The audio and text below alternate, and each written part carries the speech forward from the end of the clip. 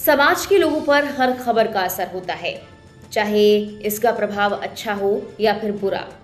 लेकिन किसी न किसी तरीके से उस खबर का असर दिखना शुरू हो ही जाता है। जैसा कि यूपी के बरेली की एसडीएम पत्नी की बेवफाई की खबर सामने आई, तो उसका असर भी सोशल मीडिया पर साफ तौर पर देखा गया। कुछ लोगों ने ज्योति मौर्य को ट्रोल करना शुरू कर दिया। एसडीएम पत्नी के पति को लेकर भी लोगों ने खूब कहा। उसके बाद कुछ लोगों ने कुर्सी पर बैठी महिलाओं पर ही तंज कसना शुरू कर दिया और कुछ लोगों ने तो अपनी पत्नियों को पढ़ाई करने से ही रोक दिया। वो पत्नियां जो लगातार प्रतियोगी परीक्षाओं के लिए तैयारी कर रही थी, लेकिन एसडीएम ज्योति मौर्य की खबर सामने आने के बाद पतियों ने कह दिया कि भाई बहुत हुआ, अब हम तुम्हें पढ़ने नहीं देंगे। ऐसा ही कुछ बिहार में हुआ है। चलिए पूरा मामला क्या है आपको बताते हैं। नमस्कार, मैं हूं आपके साथ मेघना सचदेवा। आप मुझे देख रहे हैं लोकमत हिंदी पर। तमाम देश दुनिया की खबरों के लिए हमारे चैनल को सब्सक्राइब करना ना भूलें, बेल आइकन को भी जरूर दबाएं। एसडीएम ज्योति मौर्य के पति की वायरल वीडियो सामने आई।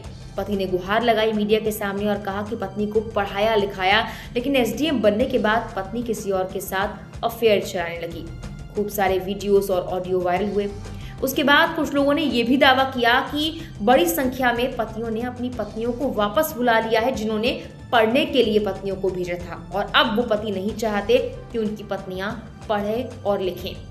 हालांकि इतनी बड़ी संख्या के बारे में तो हम नहीं जानते, पर कुछ ऐसे किस्से हैं जो अब सामने आ रहे हैं, जहां वाकई इस खबर के सामने आने के बाद कुछ लोगों पर इतना ज्यादा असर पड़ा है कि उन्होंने अपनी पत्नियों को वापस बुला लिया या अपनी पत्नियों को पढ़ने से रोक दिया। उनमें से एक किस्सा बिहार का है। इस खबर का बिहार के एक शख्स पर गहरा असर हुआ, इस हद तक कि बक्सर के चौगाई गांव के petrol pump manager Pintu Singh का मानना है कि वो भी इस तरह की घटना का शिकार हो सकते हैं। न्यूज 18 की रिपोर्ट के मुताबिक उन्होंने अपनी पत्नी खुशबू कुमारी की बिहार लोक सेवा आयोग परीक्षा की तैयारी में मदद नहीं करने का फैसला किया। खुशबू ने पिंटू के खिलाफ मुरार थाने में शिकायत भी दर्ज कराई। वहीं खुशबू ने न्यूज 18 को बताया कि पिंटू चाहता है कि वो पढ़ाई बंद कर दे, क्योंकि उसका मानना है कि उसका भी आलोक मौर्य जैसा ही हश्र होगा। खुशबू ने कहा कि वो अपनी स्कूली शिक्षा को आगे बढ़ाना चाहती है। उनके मुताबिक उन्होंने पहले बीपीएससी की परीक्षा दी, लेकिन 7 से 8 अंकों से पीछे रहने के चलते मुख्य परीक्षा में सफल नहीं हो पाई। वो अभी यूट्यूब और बाकी स्रोतों के जरिए अपनी पढ़ाई पूरी कर रही हैं, लेकिन अब इस तैयारी को आगे जारी रखने के लिए उन्हें पति का सहयोग चाहिए, जो वो नहीं दे रहे।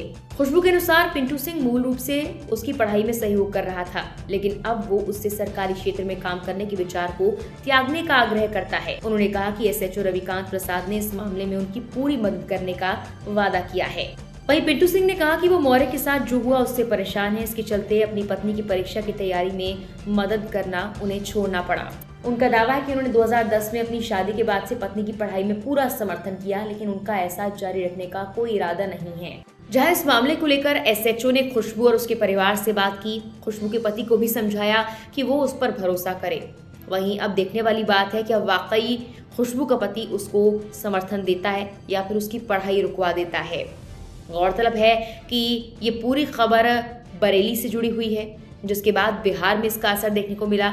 बरेली में एसडीएम ज्योति मौर्य के पति ने मीडिया के सामने आकर अपनी आपबीती बताई थी। बरेली की शुगर मिल में जीएम पद पर तैनात ज्योति मौर्य के पति आलोक मौर्य पंचायती राज विभाग में 4th श्रेणी कर्मचारी हैं। उन्होंने बताया था कि साल 2010 में उनकी और ज्योति की शादी हुई थी। 2015 में जुड़वा बेटियां पैदा हुई। इस साल ज्योति का पीसीएस परीक्षा में सिलेक्शन भी हुआ। 2020 में सब कुछ सही चल रहा था, लेकिन उसके बाद ज्योति गाजियाबाद में तैनात होमगार्ड कमांडेंट मनीष दुबे के संपर्क में आई।